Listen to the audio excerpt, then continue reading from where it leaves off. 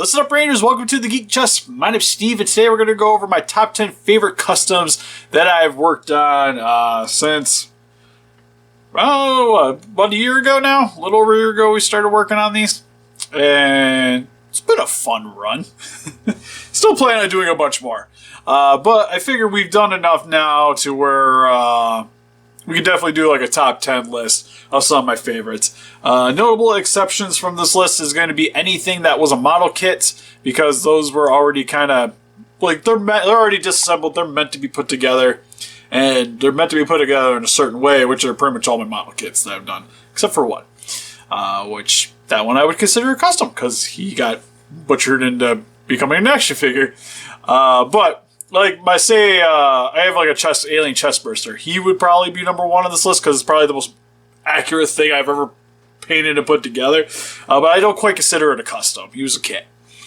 Same with like my dioramas and stuff, because they're a little more obscure, and I kind of wanted to keep this like in the realm of figures. Also, this is just going to be a lot of me talking with some of the footage from the custom videos, because to be honest, a lot of these I don't actually own anymore.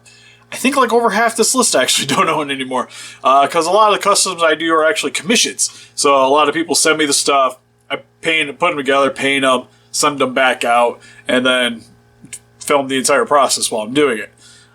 So like I got this little guy sitting here currently that I've stopped on for a second because he's sending me a different vinyl because we've kind of found out that this one isn't quite working the way we wanted it to.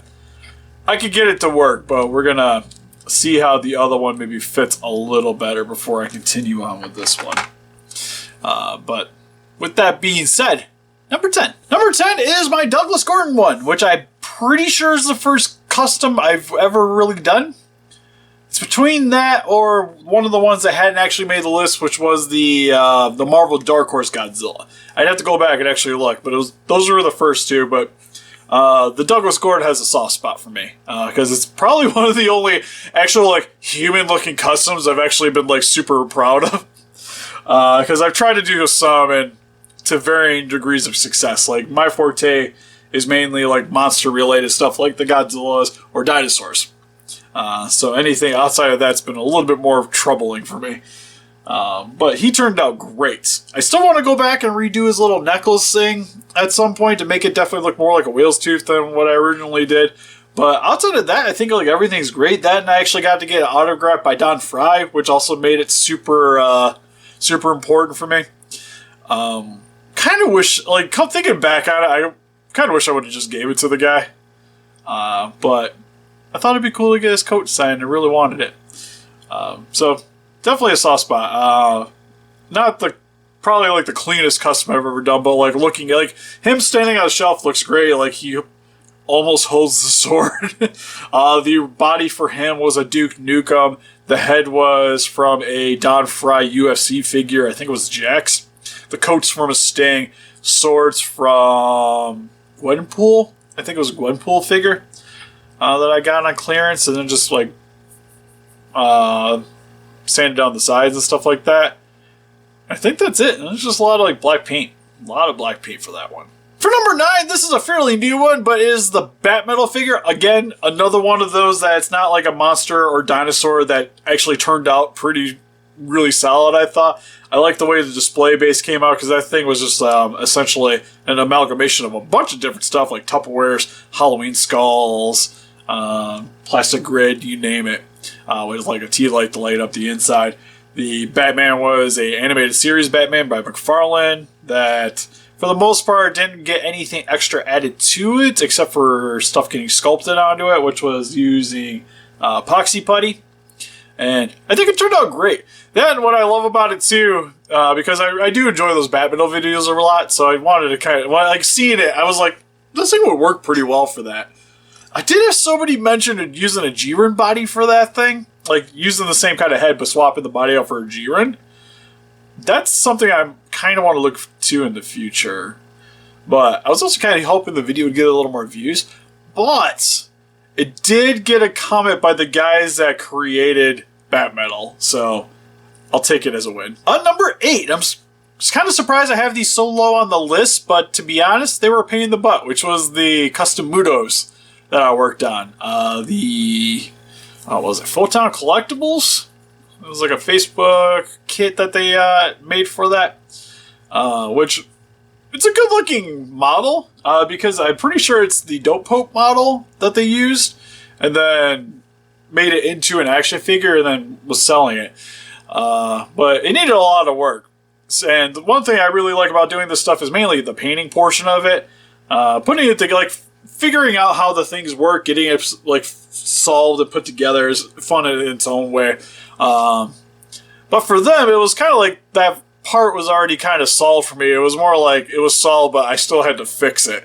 So that's kind of what made it a little bit frustrating in order to work on those. That and then painting them also made it a challenge because the way it was designed incentivized paint rubbing, so it had to be painted a certain way to kind of mitigate that.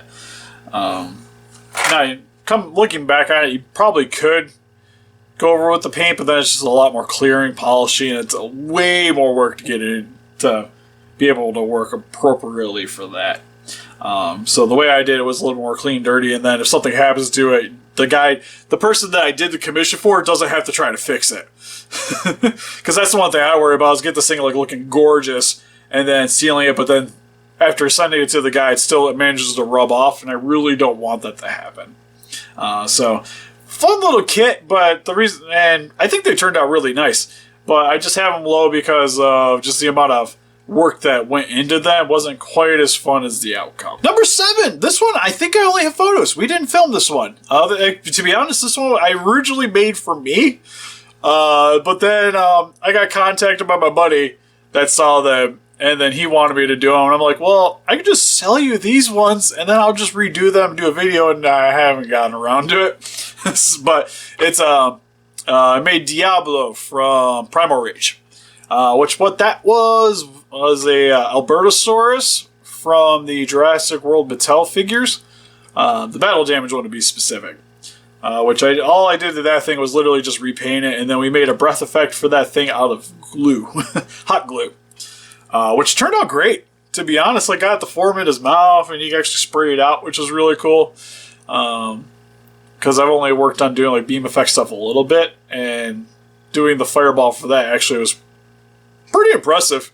If I do say so, anyways. Then the paint job turned out great. Like for some of the dinosaur stuff I worked on, it's definitely probably the more accurate thing that I was trying to go for in terms of just like replicating the video game. Now, I've done more complicated paint jobs, but for how simplistic it was, it worked really well. So for number 6, we have the Ultimasaurus that I did. I wish I could remember people's names. I probably should look that up before I started doing the filming. But did that as a commission, which was actually, I would say it's probably the most, I don't want to say complicated. I think it's the second most complicated figure I've done. But it's the most sculpting I've done on a figure, hands down. Because what that was, I'm trying to remember the parts. It was a Tarbosaurus from the Jurassic World Mattel line with the Velociraptor. The 12-inch one that isn't like superposable. And I think that was it. Because the Raptor, I mainly had to use the arms and the toe claws. And then that was attached to the figure, had the Dremel, all that out. And then I had to sculpt the Triceratops head onto it, had to sculpt the back piece on it, the tails. I think I had like 105 spikes I had to make for that stupid thing. And turned out great. Like, I love that thing. The paint job came out really nice. And the other thing I really love about that is just how, like, compared to some of the other ones I've seen people do, it came, the way I did it made it kind of unique in its own way. Which I definitely could get behind. My wife wants me to make one for her too, but she wants a little bit more like I've seen some other people doing it, so it's not going to be as fun, to be honest. But still good project. Especially like learning some sculpting techniques, because a lot of that was trial and error and YouTubing, also a lot of sculpting stuff to kind of hone my skills a bit, I guess, is the best thing to say. Number 5, for the video, I did 3 commissions for that one. But the one in particular I want to bring up is the Aftershock Godzilla that I did, which was based off of his appearance from the comic, Godzilla Aftershock, which was the base of a 2019 NECA and then some bootleg flame effects for the back piece, which that one was cool. Again, it was like another project that was a lot of like, I want to say trial and error, but with stuff like that, especially when you got like finite resources you get to play with before you have to be like, okay, this has to be correct now for me to finish. It didn't take too long to figure out what I wanted to do and then get it all set up. And it turned out sweet. Like, actually, I want to bring up to the 2000 Godzilla. I think, like, paint job wise, is probably one of the coolest Godzillas I've done. Because, like, the way his eyes, the spines, and then when like, you hit it with the black light, it just, like, pops. But he was cool because for how much, like, chopping and cutting and assembling and putting back together was involved in that figure, it still came out really nice, and you could still pose the thing, which is something really stand out for that too. Number 4, the biggest commission I've ever done, the Mallusaurus, which I did for my buddy Aaron, which was the Colossal Indominus Rex. We used that as a base, and was, I want to say it was the first time I actually sculpted onto a figure, and to be honest, for how much sculpting I've been doing lately, I hadn't really done much until like this point. Like I did it like in high school, a little bit in college, and then just kind of like died off until recently. And my buddy was like, "Hey, if I pay for this stuff, you want some practice?" And I'm like, "Okay." Because one thing, like I don't want to make it sound braggy or anything, but just like the one thing I'm pretty decent at is if I'm looking at something, I can generally make it look the way it's supposed to at some point. Not me saying it's going to be fast or going to be perfect the first shot, but at some point it'll look like the thing I'm looking at. So, because it's like off the top of my head, it's a little bit harder for me, but like when I got like a references, at some point I'll get it to be that thing. So, did a lot of sculpting with that, because for that one I had to do the nose crest and then the giant sail on the back, plus I had to make more quills for that thing. Then I would say, like, for how big it was, made it a bit of a chore, but it was a fun task. And to be honest, after I got put all together, it looked sweet. Also, probably my, yeah, it's probably my favorite, like, the dinosaur paint jobs I've done. Actually, looked really gnarly when I got that thing all put together. Next closest one I would say is probably actually the Raptor I just did recently. That one turned out really good, too. Yeah, so I liked a lot of the older stuff too, but I know a lot of people crapped on my the JP3 Tyrannosaurus, which I gave, like, I had some hard edges, but I still thought it was cool. For number 3, the Super Godzilla figure, which was a NECA Godzilla 1989 as a base, and then for that guy it was just a little bit of sculpting, primarily for the chest region, the top, the crown piece, if you will, and the end of the tail needed the spikes, and oh yeah, the shoulders too. And then a lot of him was just repainting. So nothing super complicated, but again, it was kind of like early in my sculpting processes for doing that guy, so he's still kind of learning some tricks here and there. And it was also fun too, trying to figure out how to get him to still be posable, because with the epoxy, once that stuff cures, you ain't moving it. But I still wanted to be able to like move his arms around and be able to rotate and stuff like that. So it was a lot of figuring out how to get the sculpty to sit on it right. Not sculpty, epoxy putty, I should say. Sculpting that onto the figure in a way so that it doesn't hinder the articulation, but yet you still you don't lose the look that you're going for. So that was a super fun one. Then the paint job turned out really good for that too. Which, the nice thing about Super Godzilla is you can kind of like paint it however you want, because it was kind of like depending on the frame depends on the color. I decided to keep it more like Evangelion looking with the purples and like the neon greens, which you see a lot more of in the game. So I kind of stuck with that. Pretty pleased with the end result. Number 2 is the bootleg Showa Ghidorah. The one that is not an SH Monster Arts Ghidorah, 1964. That was one of those ones that came in, like, it didn't look that bad when I originally got it in. Like, I was still pretty pleased with the paint job overall, but I wanted to still make it look more Showa accurate. So you definitely needed, like, the metallic pearl, gold. Knocked over my airbrush. Had to redo the eyes, do the fluff on the side of the heads a little bit more movie accurate.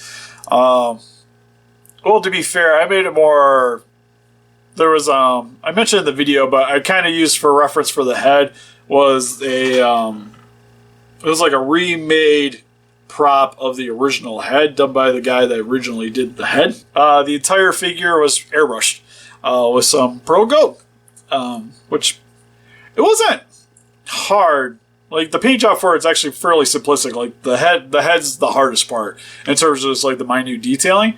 But the body, what made that more difficult is you have to make sure you get the gold in every single nook and crannies is what I wanted to do. You didn't need to, but I just wanted to be fairly thorough. So I had to tear the entire thing apart piece by piece and then repaint every single piece by piece, and then make sure everything's sealed properly, put together so that when it moves it's not going to come off. And then I remembered the wings giving me a bit of a fit doing the airbrushing, trying to get it one consistent color. But again, probably one of my more accurate paint jobs that I've done. And then for my number one, I actually have it right here. It's the only one I decided to get out of the cases, which has been my most complicated figure. It's a video I kind of wish got more views, but I understand it's not Godzilla Giant Monster, so I get it. It's okay. But my number one favorite one I've done is my 12-inch Guyver figure, which was originally a bootleg Max Factory vinyl kit that I had to cut apart and then reassemble it onto a 1/6 scale. I'm pretty sure it's just like a bootleg body too. Actually, I'll grab it here before we're done, but I kind of show you like the early processes of how you get to this thing. So I'll give you like a little tease for another project I'm working on, which I'm hoping to get around to doing some more with that today or tomorrow. But what this is from is the film Guyver the Dark Hero, or Guyver 2, which is the second movie, which I'm pretty sure just was a DVD release, but based off the Guyver anime. And I've seen some people do this prior, which I know Anthony from Bio Boosted Customs makes a really good one of these. I kind of want to do it the same way that he did it, with using a material underneath the armor so that it hides your joints. Like, it hides the body while keeping the posability. But I got super frustrated with it, and I suck at sewing and stitching. So I did the harder route of saying, screw it, and we're going to sculpt all the muscle fiber onto the joints so that I can still pose the thing while also keeping the original look. So for a lot of the figure here, like this, pretty much the entire crotch region I had to redo.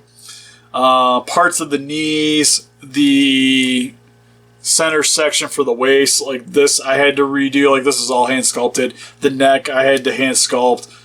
Same with around the chest region here. I had to resculpt all that. But all the blue you see here is actually just vinyl. Like that's from the original figure. But a lot of the black sections here are mainly repurposed from Epoxy Buddy. But what's nice though is that he's still like chest region, not the most posable. The one thing is his elbows actually have magnets in, so that's what holds those in. But you can still like pose them around if you wanted. So you still can play around with them and get him in the alternate poses. Like the way I ended up doing him, he's more akin to like a I don't want to say old NECA, because even those weren't super, like he's more posable than those, but definitely a much older style kind of figure. That, and his neck's a little big. I will say that's one thing. You kind of gotta pose it, and his hand's slightly loose. There we go. It's still a little touchy, but his eyes light up. Which is something I wanted for display purposes and to kind of help him replicate the movie. But he was a lot of learning new processes. Like I had to make the eyes out of resin, which again is another one. I really like the way these ones turned out, but they still could be better.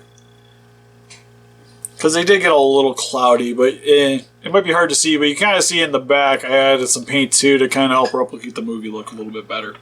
And then a lot of this was automotive spray paint, and then lots of dry brushing.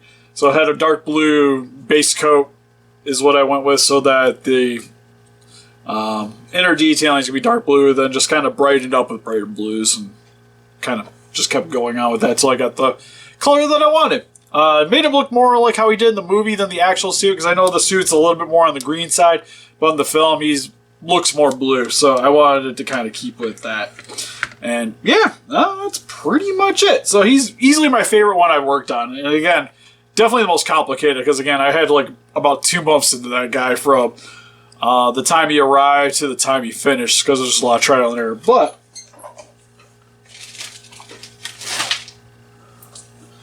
if you guys kind of want to see how the initial process works, here is the Zolanoid Guyver that I need to sit down and actually finish chopping up the parts to make sure that he's still fully posable. Which he's, to be honest, I don't think I really got to chop anything else off. I thought I did, but looking at him, he looks pretty solid. A couple loose parts. It's mainly like, I know like around the arms and the elbows I got to redo. For sure. Because I want to be able him to keep his posability. And again, using cloth would definitely make that a lot easier, but I don't want it to be easy. I want him to look like an actual action figure. So, gonna have a lot of fun with that. Then I might re-chop these off so I can attach them back on. But the problem is he didn't come with the original one, so I was gonna probably keep the blades on him anyway, so that's why I kind of wanted to keep them attached. Mr. Guyver here had options, so I definitely want him to be able to swap.